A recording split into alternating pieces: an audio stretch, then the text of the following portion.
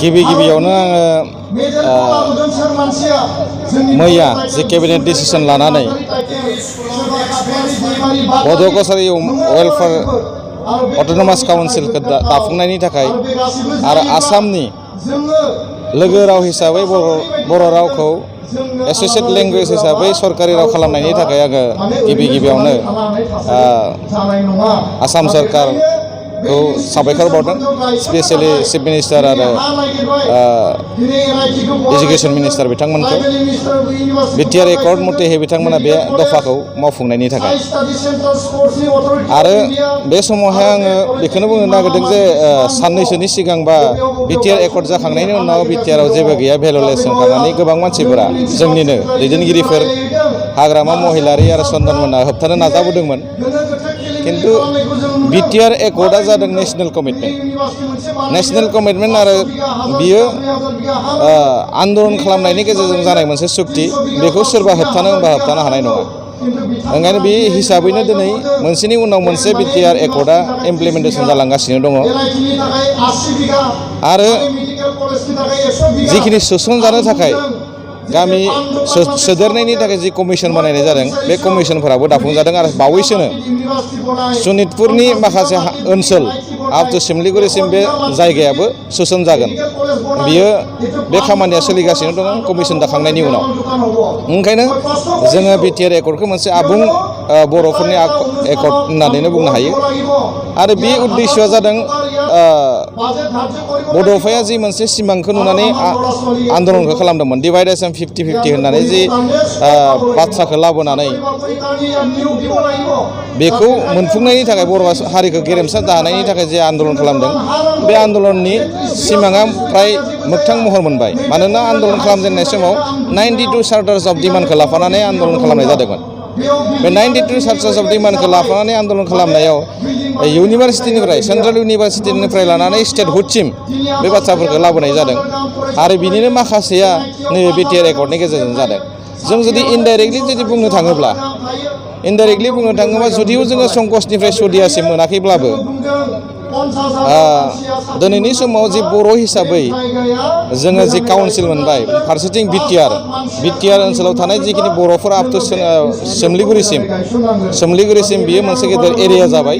आरो बिनिफ्राय थाबोनाय जिखिनि एरियाफोर, बेबो मोनसे बर' कसारि अट'नमास काउन्सिल हिसाबै गायसनहैजाबाय।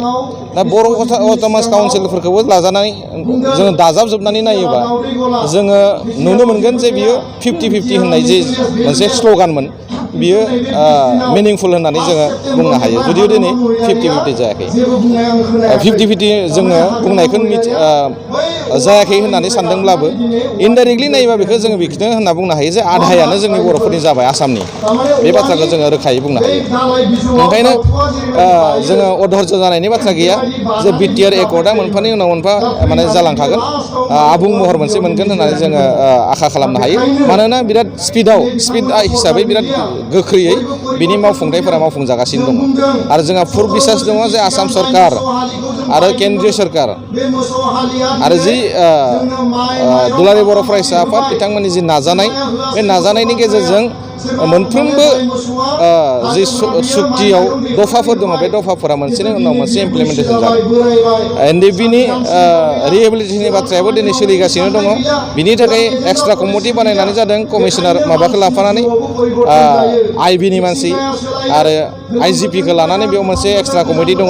बेनि केस उइथड्रयेलनि बाथ्रा, गासै बाथ्राफोरा बेवहाय बे कमिटिनि गेजेरजों बेयाव मावफुंजागोन। पार्टिनिफ्राय गोजानाव थानाय माने बिपिएफ हिसाबै बिथाङा बुङाखै, बियो सासे इन्डिभिजुवेल मानसि हिसाबै बे बाथ्राखौ बुंदों आरो गोजोनदों। मानोना बियो रियेल बर' जाथि हिसाबै जुदि माने जि बर' कसारि काउन्सिल, बे बर' कसारि काउन्सिल जानायाव जुदि गोजोननाय दिन्थिनो हायाबा बियो जेनुइन बर' मानसि जानो हानाय नङा। बिटिआर एकर्डआ जुदि इमप्लिमेन्टेसन जानायखौ बे मानसिफोरा लुबैयाबा बियो बर' मानसि जानो हानाय नङा। मानोना बिटिआर एकर्डआव जिफोर दङ, आसामनि स्टेट लेंगुवेज जानाय, बे बर'फोरनि बिराद गेदेर देरहासारनाय। आसामाव बर' मिडियामनि थाखाय एक्सट्राहै डाइरेक्टरेट बनायनाय, बे बर' जाथिनि देरहासारनाय।